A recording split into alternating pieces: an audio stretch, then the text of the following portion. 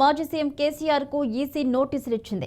సిరిసిల్లలో జరిగిన బీఆర్ఎస్ సభలో కాంగ్రెస్ నేతలపై చేసిన వ్యాఖ్యలపై ఆ పార్టీ నేత నిరంజన్ ఈసీకి ఫిర్యాదు చేశారు. కాంగ్రెస్ నేత ఫిర్యాదుతో కేసీఆర్ కు ఎన్నికల సంఘం అధికారులు నోటీసులు జారీ చేశారు.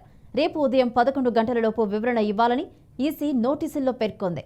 ఇదే అంశానికి సంబంధించి మరిన్ని అప్డేట్స్ మా ప్రతినిధి వాసు అందిస్తారు. వాసు.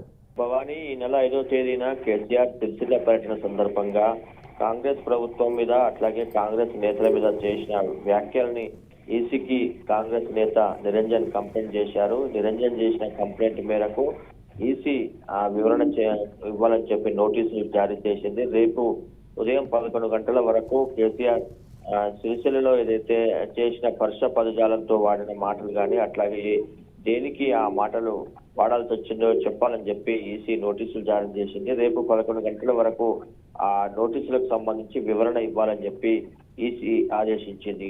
మెయిన్ గా ఈ నెల 5వ తేదీన కేసీఆర్ సిరిసిల్లో పర్యటన చేసిన సందర్భంగా పలువురు మంత్రుల పైన పరుష పదజాలంతో ఆయన విమర్శలు చేశారు. అట్లాగే కాంగ్రెస్ ప్రభుత్వం పైన అనేక రకమైన అభ్యంతరకరమైన మాటలతోని మాట్లాడినట్టుగా కాంగ్రెస్ పార్టీ అభ్యంతరం వ్యక్తం చేసింది. దానికి సంబంధించి కంప్లైంట్ చేసిన నేపథ్యంలో ఈసీ వివరణ కోరింది. కేసీఆర్ రేపు 11 గంటల వరకు తన వివరణ ఇవ్వాల్సి ఉంటుంది. Right, thank you Vasu.